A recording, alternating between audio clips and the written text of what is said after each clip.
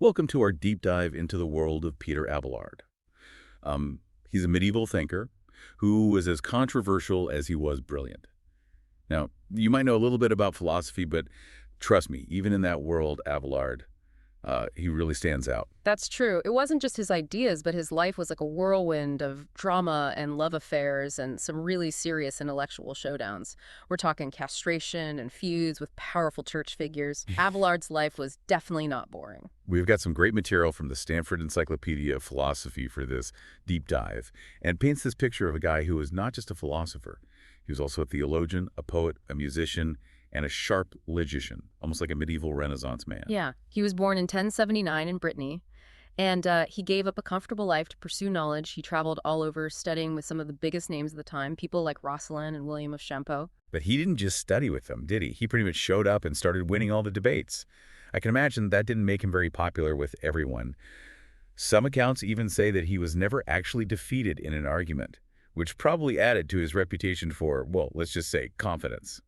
He definitely wasn't afraid of intellectual sparring. That sharp mind also landed him in hot water, especially when he had this scandalous affair with one of his students, Heloise. The punishment was, well, it was drastic. Yeah, that's putting it mildly. He was castrated. Definitely not your typical philosophy classroom drama. But even after that, Abelard kept on teaching, moving to a monastery. And he continued to challenge traditional thinking and ruffled more than a few feathers along the way. There's this definite streak of defiance in Abelard.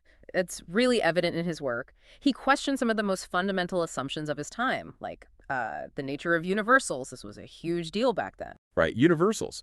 Most philosophers of his day were realists. They thought concepts like humanity existed independently of actual individual humans, like these abstract forms were floating out there defining everything. Exactly, but Abelard wasn't buying it. He argued that universals are just words. He called them noumena. It's called nominalism, or maybe more accurately, irrealism. Think of it like this. The word unicorn. You understand it, but there's no actual unicorn running around. Abelard believed many philosophical concepts were like that, useful words, but not things in themselves. So instead of focusing on this abstract realm, Abelard was much more grounded in the concrete, observable world.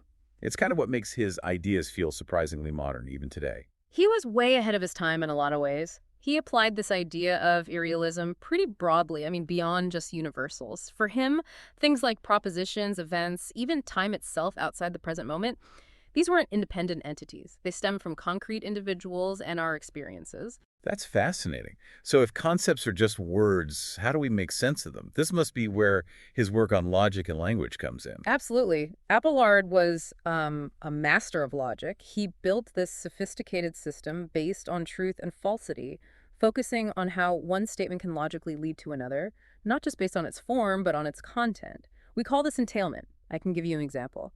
The statement, all humans are mortal, that logically leads to, if Socrates is human, then Socrates is mortal. The second truth is guaranteed by the first, even though it's not directly stated. So even if I don't explicitly say that Socrates is mortal, if we agree that all humans are, and we agree that Socrates is human, then we have to accept that Socrates is mortal. Precisely. Abelard's logic was all about understanding these relationships between statements. And this was centuries before modern logicians were grappling with similar ideas. I can see how his logic ties into his irrealism.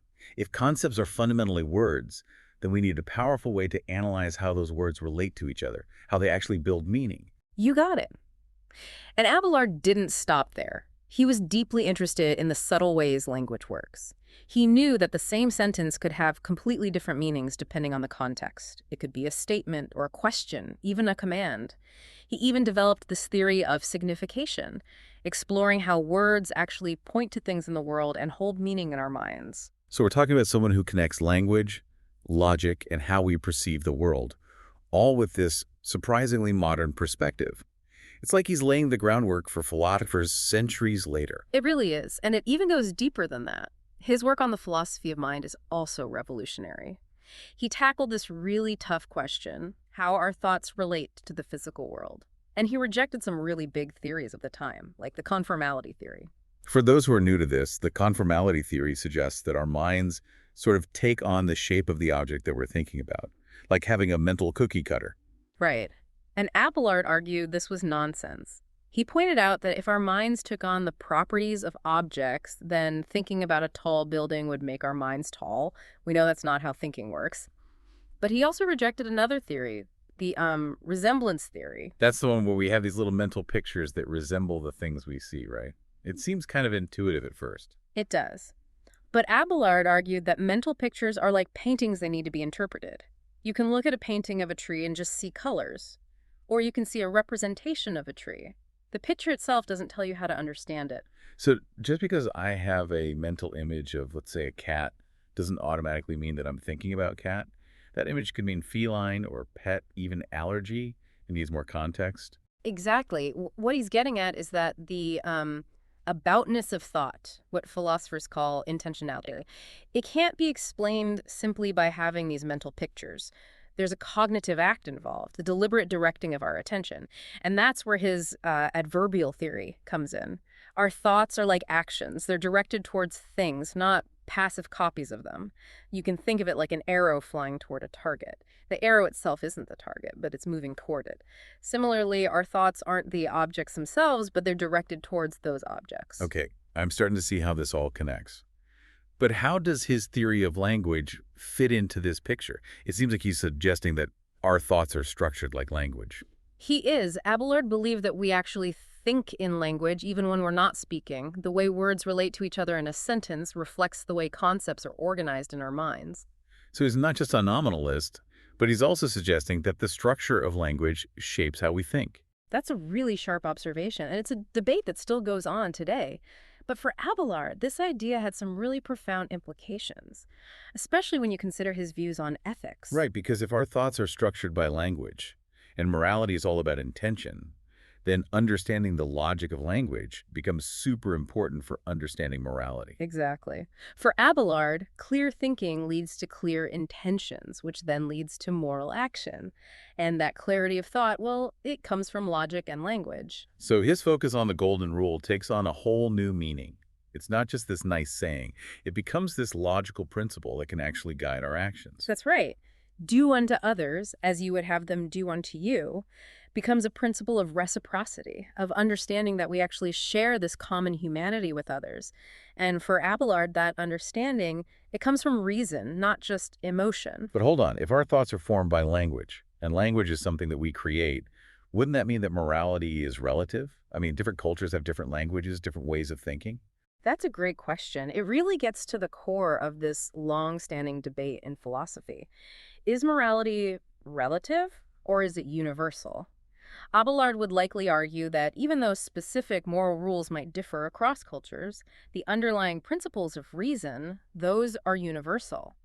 The golden rule, he'd say, is something that any rational being can understand, no matter their language or culture. It's like he's looking for that common thread, that shared space where reason and faith, language and ethics can all come together. Absolutely. That's what makes his work so challenging and so compelling. He wasn't afraid to grapple with these big questions, even when the answers led him into some pretty risky territory. And speaking of risky territory, we can't avoid talking about his famous love affair with Heloise. Yeah. This wasn't just a scandal, it was this major turning point in his life. It might have even shaped his views on love, sin, and desire. Yes. The relationship between Abelard and Heloise, it was more than just a forbidden romance. It became this philosophical and theological puzzle that he grappled with for the rest of his life. Their letters are incredible. They're full of passion, intellectual sparring, and this deep yearning for connection, even after they were forced apart. It makes you wonder, how did Abelard reconcile those really intense feelings with his commitment to reason and his beliefs about sin? It's a tough question. Remember, this is the guy who argued that actions themselves are morally neutral. It's the intention behind them that matters. Right. So was his love for Heloise sinful? It sounds like he was trying to apply his own ethical framework to his own life. Maybe it wasn't such an easy fit. It's complex. He seems to suggest that it wasn't the love itself that was wrong, but the circumstances surrounding it. The secrecy, the betrayal of trust. So he's acknowledging that human passion is powerful, that desire is complicated, and that even the brightest minds can get caught in situations that defy these easy moral categories. Exactly. And it brings us back to Abelard's idea that we should always try to act according to our conscience, even when that conscience isn't perfect, even when it leads us into difficult and even painful situations. This part of his story, it really makes you think, doesn't it? Yeah. It wasn't just abstract philosophy for Abelard. These were real lives, real emotions, and the messy reality of being human. Abelard's life really embodied that complexity. It did. So let's turn our attention to this crucial chapter in Abelard's life. Maybe it can shed some light on his larger philosophical project. So we've talked about Abelard's groundbreaking ideas, his very dramatic life. But to really grasp the man, I think we have to talk about Heloise. Their love affair wasn't just, some bit of medieval gossip. It fundamentally changed him. Yeah, it did. And it's important to remember that Heloise, she was brilliant in her own right. Abelard was her tutor. And that intellectual spark, well, it ignited a passionate romance. And as we know, things didn't exactly end well. No, not at all. I mean, we're talking about a time when a relationship between a teacher and a student wasn't just taboo, it was actually dangerous. Heloise's uncle, Fulbert, he was enraged, and he had Abelard castrated. It was a brutal act. It forced Abelard into a monastery and Heloise to become a nun. It's easy to just see this as the tragic ending to their love story. But it wasn't the end, was it? I mean, their letters show us that their connection, it continued, even though it took on this very different form. Right, and those letters are so fascinating from a philosophical perspective. We see Abelard grappling with his guilt, with the nature of desire, and this conflict between earthly love and his spiritual commitments. It's almost like he's applying his own ethical framework to his own life and finding that it doesn't quite fit, right? Yeah. He argued that actions were morally neutral. It was the intention that mattered. Right. So was his love for Heloise a sin? Hmm. Abelard seems to be suggesting that it wasn't the love itself that was wrong, but the circumstances, the secrecy, the broken trust, that made it wrong. It's a really nuanced view.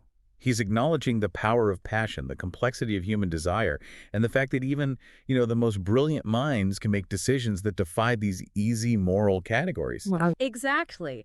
And it brings us back to Abelard's idea that we should strive to act in accordance with our conscience, even when our conscience isn't perfect, even when it leads us to difficult places. So what can we learn from this medieval philosopher? A genius, but clearly a flawed human being, just like all of us. What does it all mean? Well, I think Abelard reminds us that philosophy isn't just some abstract game. It's about grappling with the most fundamental questions of what it means to exist. Love, loss, morality, faith, the nature of reality itself. And he shows us that there aren't always these clear-cut answers. Life is messy, and sometimes the best we can do is just try to have clear intentions and act in a way that aligns with what we believe is right and learn from our mistakes. Exactly. And sometimes those mistakes can be huge life-altering events.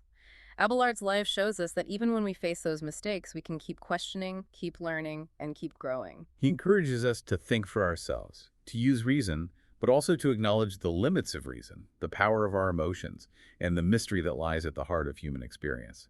And maybe most importantly, he reminds us that even a philosopher who was condemned by the church and castrated can still impact the world centuries after his death.